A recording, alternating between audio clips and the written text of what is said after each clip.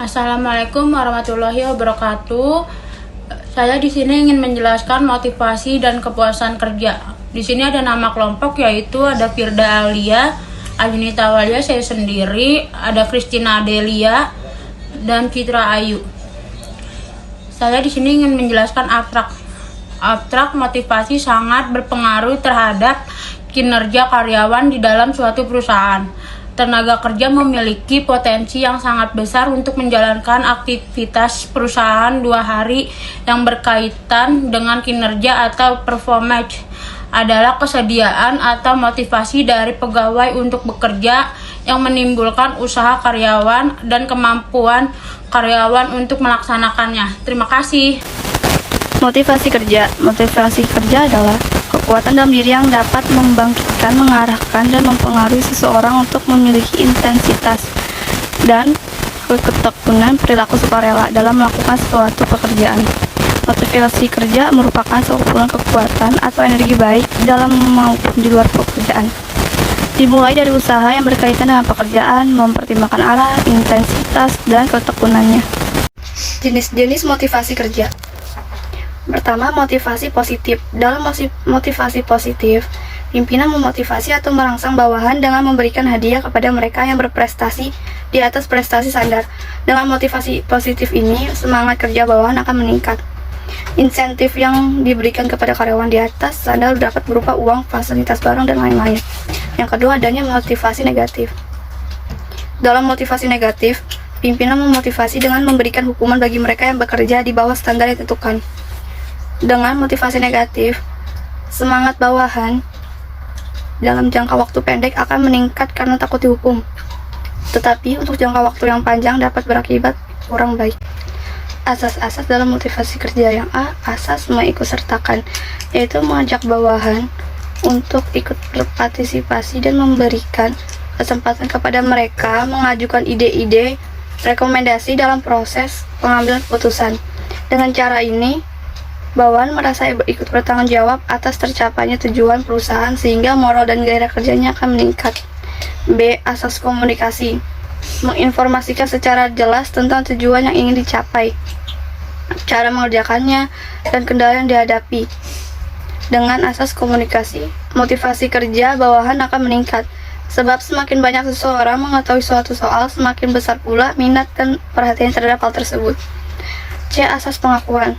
Memberikan penghargaan dan pengakuan yang tepat serta wajar kepada bawahan atas prestasi kerja yang dicapainya. Bawahan akan bekerja keras semakin rajin jika mereka terus-menerus mendapat pengakuan dan kepuasan dari usaha-usahanya. Faktor pendorong motivasi kerja ada beberapa, salah satunya energize. Energize adalah yang dilakukan pemimpin ketika mereka menetapkan contoh yang benar, mengomunikasikan yang jelas, dan menentang dengan cara yang tepat. Hal tersebut dilakukan dengan XM file, communicate, dan challenge. Dan juga ada encourage. Encourage adalah apa yang dilakukan pemimpin untuk pendukung proses motivasi melalui pemberdayaan, coaching, dan penghargaan. Encourage dilakukan dengan cara empower, coach, dan recognize. Escorting adalah bagaimana pemimpin menciptakan pengalaman berdasarkan pengorbanan dan inspirasi yang menyiapkan landasan di mana motivasi berkembang. Exhorting dilakukan melalui shake, rival, dan inspire. Ada kepuasan kerja. Kepuasan kerja atau job satisfaction adalah suatu keadaan emosional yang menyenangkan atau tidak menyenangkan dari karyawan terkait penghargaan yang diterima. Situasi kerja dan kerjasama antara pemimpin dengan karyawan. Kepuasan kerja menunjukkan kesesuaian antara harapan seseorang yang timbul dan imbalan yang disediakan pekerjanya, sehingga kepuasan kerja juga berkaitan erat dengan teori keadilan, perjanjian, psikologis, dan motivasi. Teori kepuasan kerja ada beberapa, yaitu yang pertama tuh faktor teori. Teori ini menganjurkan bahwa kepuasan dan ketidakpuasan merupakan bagian dari kelompok variabel yang berbeda, yaitu motivator dan hygienis faktor.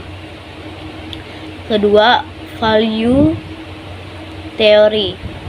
Menurut teori ini, kepuasan kerja terjadi pada tingkatan di mana hasil pekerjaan diterima individu seperti diharapkan. Semakin banyak orang yang menerima hasil akan semakin puas dan sebaliknya.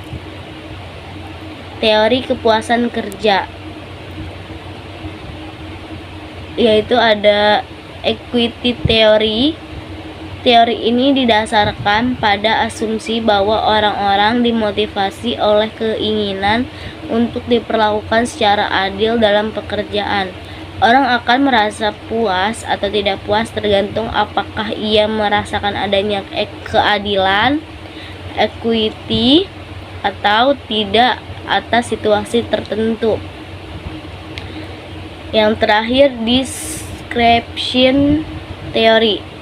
Berdasarkan teori ini, untuk mengukur kepuasan kerja, dapat teori ini mempunyai pandangan bahwa kepuasan kerja seseorang diukur dengan menghitung selisih antara apa yang seharusnya dengan kenyataan yang dirasakan.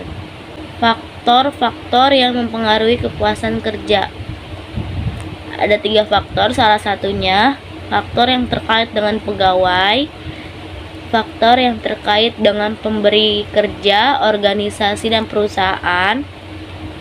Yang terakhir, faktor yang terkait dengan pekerjaan itu sendiri. Indikator kepuasan kerja. Ada 4 indikatornya, yaitu yang pertama, kesesuaian. Seseorang akan merasakan kepuasan bila apa yang dapat didapat seseorang lebih dari apa yang diharapkan. Kedua, rasa adil. Kepuasan seseorang didapat bagaimana seseorang merasakan adanya suatu keadilan atas situasi tertentu dan dengan cara membandingkan dirinya dengan orang lain.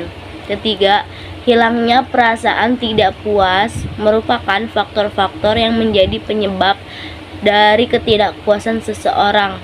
Keempat, first merupakan faktor-faktor yang menjadi sumber dari kepuasan seseorang yang meliputi pekerjaan itu sendiri, prestasi kerja, kesempatan untuk maju dalam pekerjaan, pengakuan terhadap prestasi, dan tanggung jawab. Indikator ketidakpuasan kerja. Yang pertama, exit. Ketidakpuasan ditunjukkan melalui perilaku diarahkan meninggalkan organisasi, termasuk mencari posisi baru atau mengundurkan diri. Yang kedua, voice. Ketidakpuasan ditunjukkan secara pasif tetapi optimistik dengan menunggu kondisi untuk memperbaiki, termasuk dengan berbicara bagi organisasi, diharapkan kritik eksternal, dan mempercayai organisasi di manajemen melakukan hal yang benar. Yang ketiga, loyalty. Ketidakpuasan ditunjukkan secara pasif tetapi optimistik dengan menunggu kondisi untuk memperbaiki, termasuk dengan berbicara bagi organisasi, di hadapan kritik eksternal, dan mempercayai organisasi dan manajemen melakukan hal yang benar. Yang keempat, neglect. Ketidakpuasan ditunjukkan melalui tindakan secara pasif, membiarkan kondisi semakin buruk, termasuk pemikiran atau keterlambatan secara kronis, mengurangi usaha dan meningkatkan tingkat kesalahan. Selanjutnya ada cara meningkatkan kepuasan kerja. Yang pertama, melakukan perubahan struktur kerja, misalnya dengan melakukan perputaran pekerjaan, yaitu sebuah sistem perubahan pekerjaan dari salah satu tipe tugas ke tugas yang lainnya. Yang kedua, mengadakan program yang mendukung perusahaan. Mengadakan program-program yang dirasakan dapat meningkatkan kepuasan kerja pada karyawan seperti health center, profit sharing, dan employee sponsor childcare. Demikianlah presentasi dari kelompok kami. Kurang lebihnya mohon maaf. Wassalamualaikum warahmatullahi wabarakatuh.